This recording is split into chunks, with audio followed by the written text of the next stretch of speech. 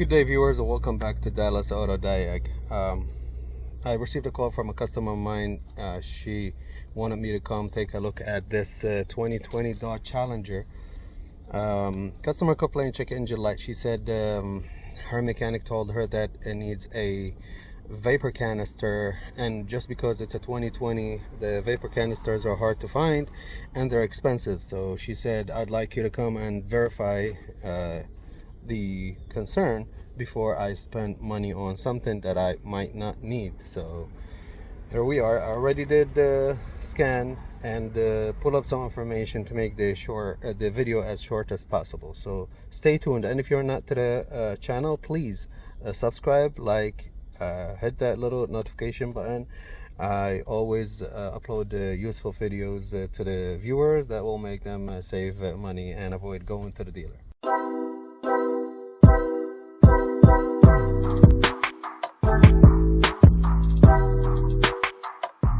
About the vehicle, this car had an accident in the back, in the front, and this half was replaced before, and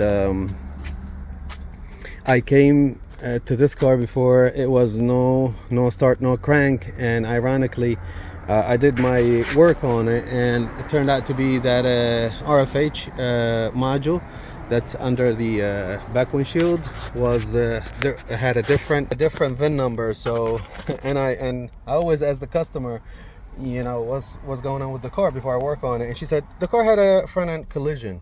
She'd never mentioned anything about the back, but when I did my check-in and I found out that the RFH is different, and we had a security light on, so I told her, I see some red painting in the back. Did you guys do anything in the back? She said, oh yeah, we changed the whole trunk. I'm like, seriously? Do you think that's really important thing to tell me before I do the diag? Anyways, so it turned out to be that when they changed that cut, they didn't swap the module. Luckily, she was able to contact the body shop, and they had the module plugged, the car started. But now she called me again to solve the check engine light issue. When I scan the vehicle, we have one active code, P1456, and the viewers know me. When I go to a car, when I see a code, I go to YouTube. Not to, I mean, sometimes we all learn from YouTube, but my main reason to go over there to see if somebody has submitted a good video on it. If not, then it's a definite video for me. That's what I did. I went to YouTube. I couldn't find any video related to this car, to this code. By the way, whatever we say today applies on, this is a Challenger, but it applies on a Charger, applies on most of the Dodge and Chrysler products. You know, probably 11 and up, I believe. I'm not sure, but since they started putting fuel pressure sensor, a fuel tank pressure sensor. So that's the code. The code 1456, active fuel tank pressure sensor circuit low. So doing a little digging, we're getting away from the vapor canister. It's a fuel tank pressure sensor code, and the fuel tank pressure sensor is located right here. That's why I told them to lift up the vehicle and remove this rim and the splash, and this is the fuel tank pressure sensor, and it senses the pressure through this tube, which goes to the filler neck right here, and I'm not sure the other end of it, and I think goes back to the tank. That's how it senses the pressure of that fuel tank. So there is a procedure to check it, and I think this is a DIY video. You can do this at home. You don't need a mechanic. Let's first, without looking at this, I want to show you something. I go to live data and I go to search for fuel tank. We have fuel tank voltage, pressure, size, liter. Okay, so these two data pads, you see fuel tank pressure is in the minus, which is no good. Fuel tank pressure volt is 0.02, which is basically zero. This is ghost voltage. what we're going to do, we're going to verify voltage at the sensor. And looking at it right here, it's a 3-wire sensor, I believe, power, ground, and feedback lines.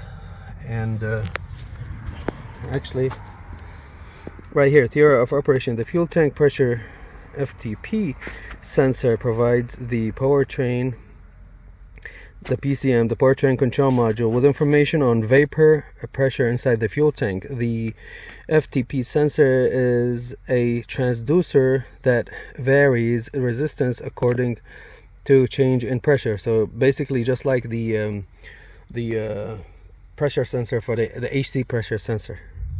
The PCM provides a 5-volt supply, which I think this is the voltage. PCM provides 5-volt supply and sensor ground the PCM provides 5-volt supply and sensor ground. So the PCM is responsible to make this sensor working. The sensor sends feedback voltage to the PCM on the signal circuit. Usually it's in the middle, but we'll look at a diagram. As the fuel tank pressure changes, the feedback voltage changes properly, and that's how the PCM knows how much pressure in the fuel tank, how much vapor in the fuel tank. There is a test, as we said. We're going to follow this test. Let me just set up for it. So to proceed with this, possible causes of this issue: the 5-volt reference circuit open or high resistance, 5-volt supply circuit shorted to ground, fuel tank pressure sensor signal circuit shorted to ground, FTP sense signal circuit short to, so basically any of these 3 wires, either open or shorted to ground, which is the body, or shorted to voltage. And the last thing, which hopefully not the PCM, because the PCM is the one that provides the voltage. And if I'm not mistaken, I have the key off when this voltage was 0. That's not a good indicator. I think this is the PCM voltage, not the feedback voltage. Feedback voltage get translated to pressure reading. So we're going to check. What I did, I am using this as a power source closer to me, because we're going to check powers and ground here, and I want to have a source of power and ground. So this stuff you can find on Amazon for like $10 or less. And this one I bought it from Cody's Oda Diagnostics website. He has some cool stuff. It was cheap also. So I think that's a good idea, huh?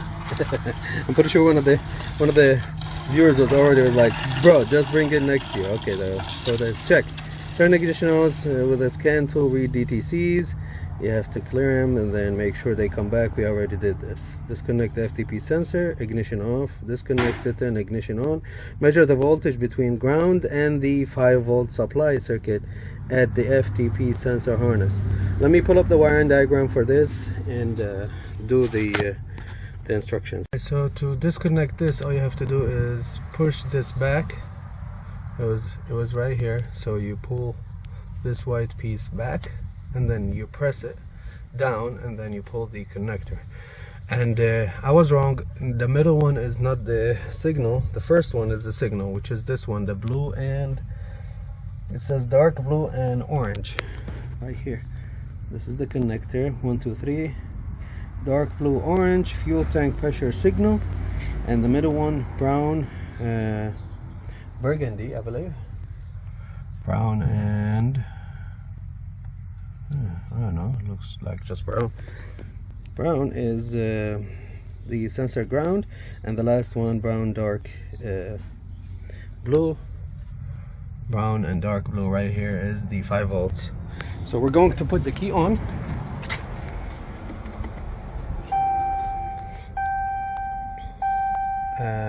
Nothing changed. Look, that's another indicator. When we disconnected it, none of these readings change. So this is default for disconnected.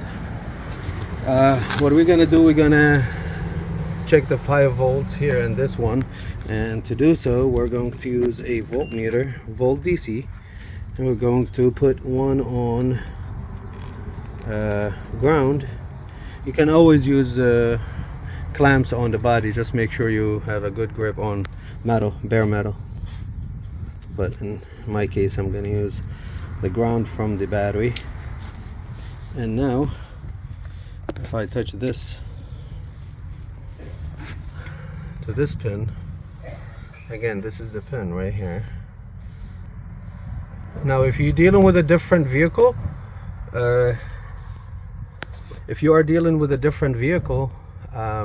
these colors might be different. So it's the same concept, it is just different coloring. Now interestingly, we do have a no 5 volts, but what I noticed, we do have a steady voltage. If this was fluctuating, what do we call it, ghost voltage, that would indicate an open circuit. But I think I'm not a professor in electrics and electronics. I took some classes, but I think this indicates a good continuity all the way to the PCM. Now we are going to check the ground, this middle one, but what are we gonna do? We're gonna switch right here. We're gonna switch right here to battery voltage, and we're gonna read this middle one. Now with this one, this is a little weird. We have 12 volts in this ground wire. We are reading 12 volts. Now I know this is in the minus because I have them backwards, but if I do this right now, if I do this,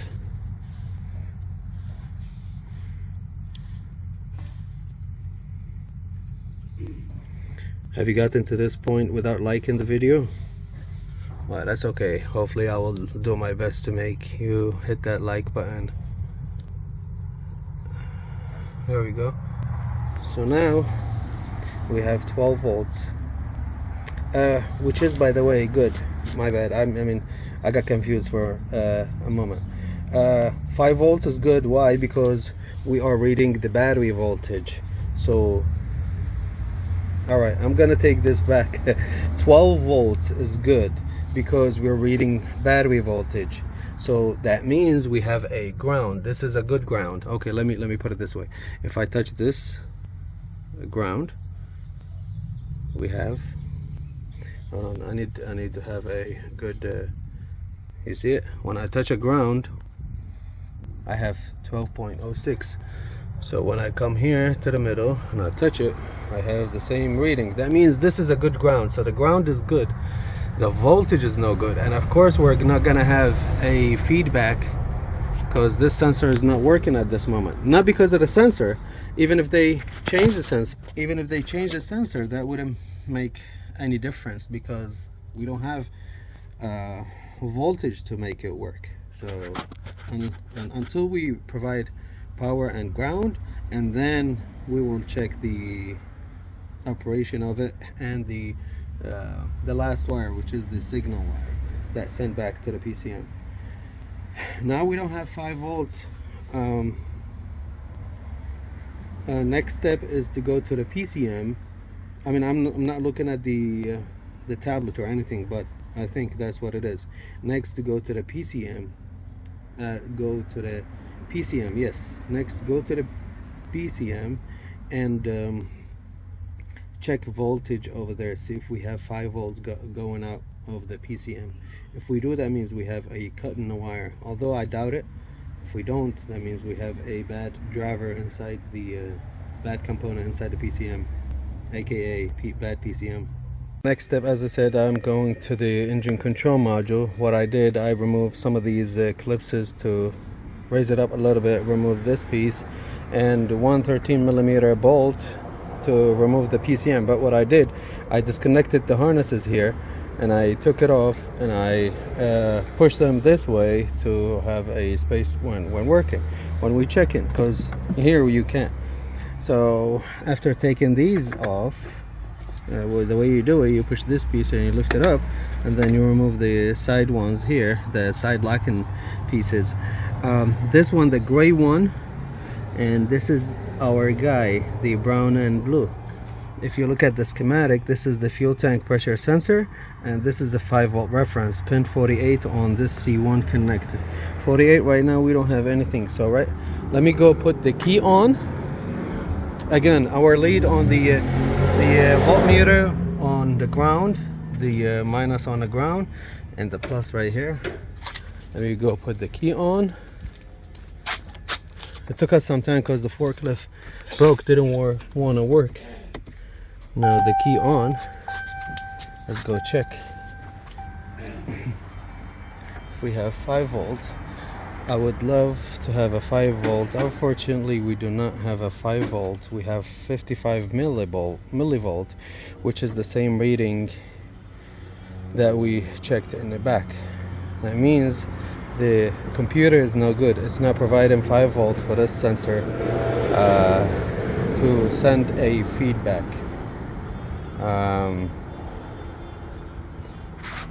I am going to call a engine control module, but before I do so, I mean, this is enough approved, but just to make sure, what we're gonna do, we're gonna disconnect this harness and check 2 things: continuity between this pin and that pin over there, and we're going to check short to ground. Just want to make sure that, you know, the ground is not pulling the 5 volt reference down. And right here I am on that brown and dark blue pin.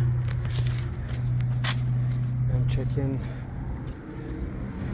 resistance, and I'm right here on this one, brown and dark blue, and we're reading 0.8 of an ohm, which is good, which is acceptable.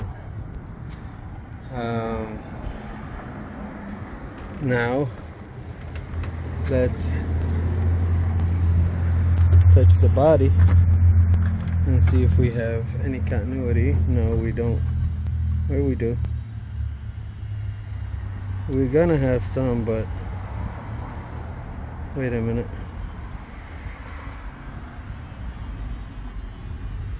5 ohm. That's no good. Okay, we can switch to, you know what, it might be getting it from my hand. I might be tripping. Let me check.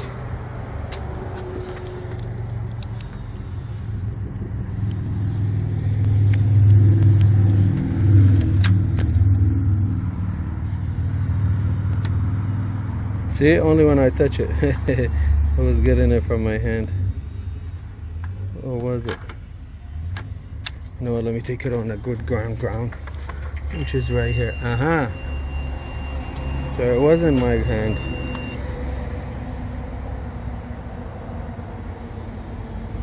One ohm, we have continuity. We have a short to ground. We have a short to ground on this line. Wow. I'm glad that I didn't call a PCM on this one. So let's find it. So I want to check right here.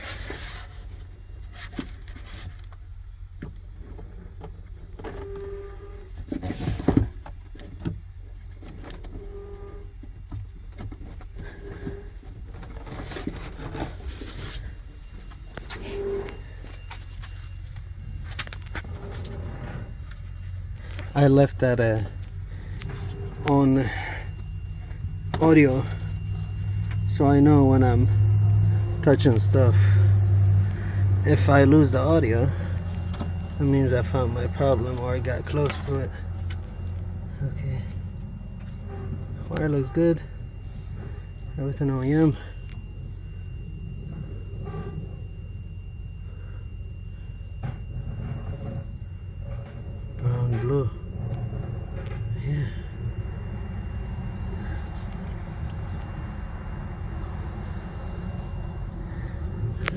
Okay, so that goes here. I disconnected it myself. See if that seat folds or get removed. Look at this, isn't this interesting? Sensor ground is right here. So I came and I'm like pulling on this one, and I see that it is taped with another 3 wires, which makes sense. I mean, they're making it easy for us to diag. Now this is one of the ones that it goes along with it, which is brown and tan. When you come here, brown and tan, this is the sensor ground. So I was like, you know what, let me see if it has a continuity with that sensor ground, and believe it or not, it does. So there is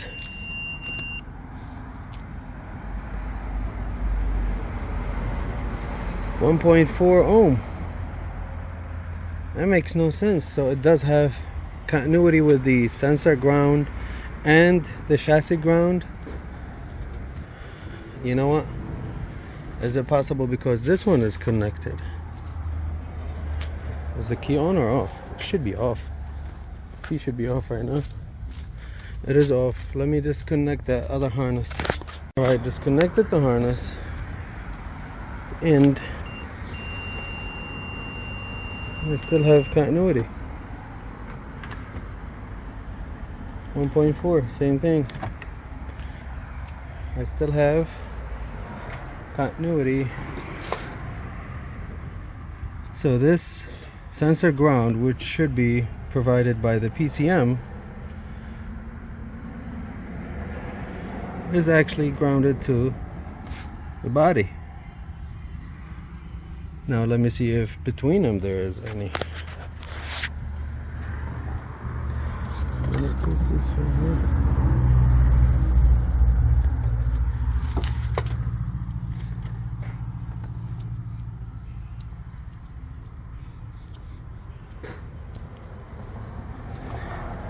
This right here.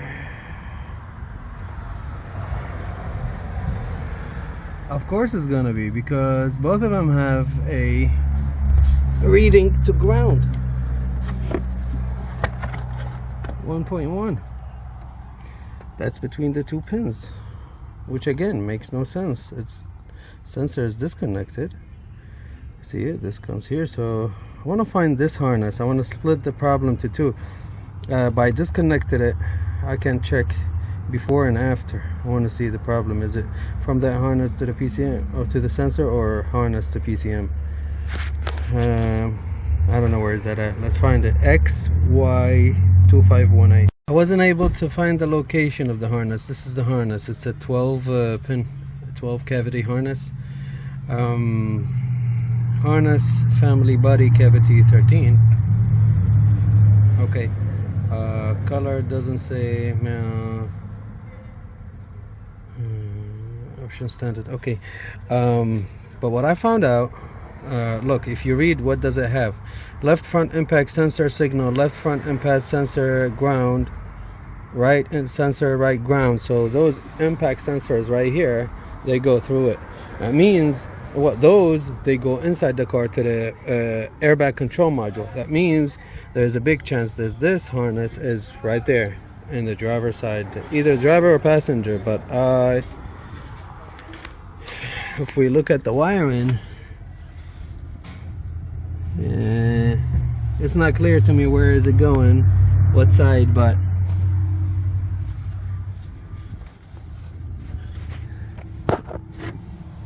I don't see anything here. It might be the driver's side. Let's go to the driver's side. Let's shoot to the driver's side. Started searching for the harness, and I wanted to see if the wire is coming this way, and it is coming this way. That's from the back. So I trace it right here and I get to this piece. So I told them to remove the seat and the piece for me. The reason why, because the body work was done right here, as you see. It's right there. You see that Bondo, whatever that is, it's right there. So I wanted to get to that, but on the other side, because this half right here is nothing wrong with it. I wanted to trace the wire from the sensor harness. So once they took this out, look what I see. You see it? I think this is our problem. And to prove it,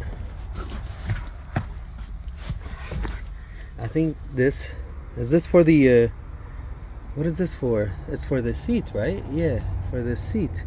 They took it off, not me. But anyways, it pinched the wire. That's why it's grounded. What I want to do, I want to bring our voltmeter. Actually, yeah, why not? This is the pin, and oh my god, I think we fixed it. See, now we don't have continuity. Okay, we can. Last time we had 1.1. Let's switch it to audio and go move it.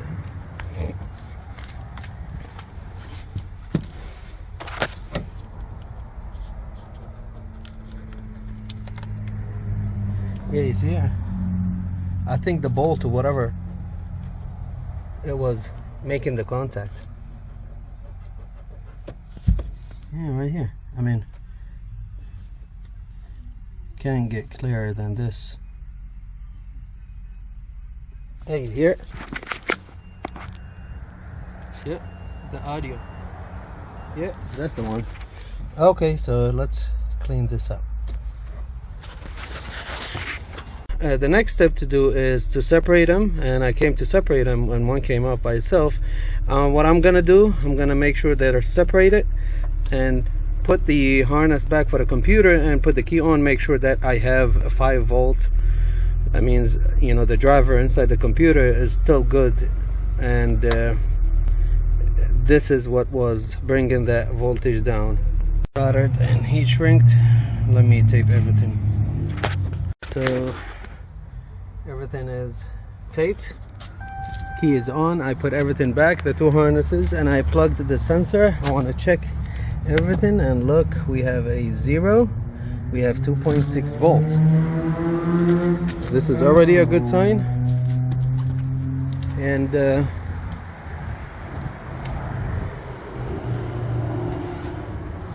right here, I want to see what's the reading.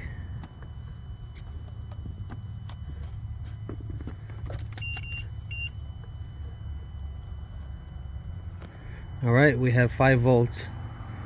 We need to go to the, I mean, we don't have to, the sensor is working now, we don't have to verify it, but what I want to verify, actually, the signal, which should be one of these that came along with this one. Let's try this blue. I think this is ground. Yeah, this is ground, the brown and tan. So the blue and red, which is right here, should be the 2.6, the same rating as the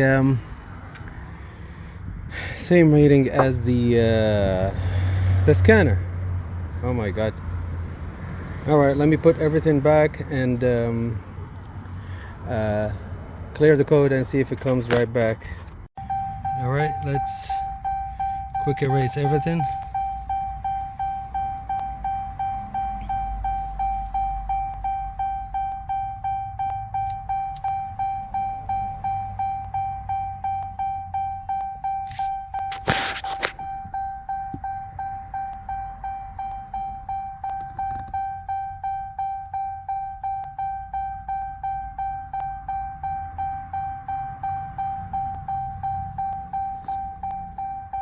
Took so long for that ABS.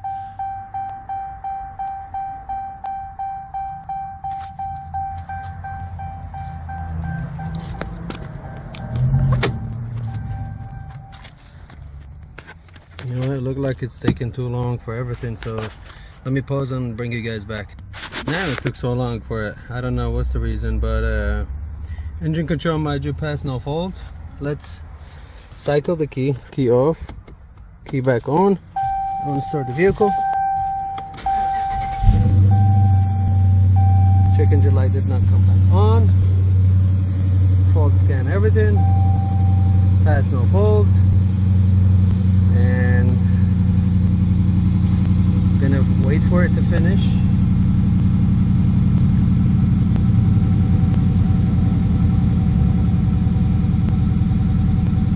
hopefully you guys enjoyed the video. I did. I mean, I almost called the bad PCM. And you know what, ironically, I I looked up the first step in the what do you call it, that test, service information test, and I stopped over there. I never checked. I mean, it's a common sense. I do these tests every day, so it was a good call from me to do that test, that short to ground or short to power. Again, we have only one PTS, Parktronics, sensor 8 circuit, short to ground or open. I'm not here for this. Again, you know, I would like to thank you guys for sticking with me. It was a cool video. What else? Oh, if this is not your issue, again, you have to check powers and grounds over there, and the signal coming back. If you don't have any open in the wiring, then that means definitely you have a bad PCM. If I checked that short to ground, continuity with ground, and I didn't have any continuity, that means the wiring is good and I don't have 5 volts over there, then yes, that's a bad PCM. But in our case, you know, I'm glad that it wasn't the PCM. Thank you guys for watching. Stay tuned for the next one.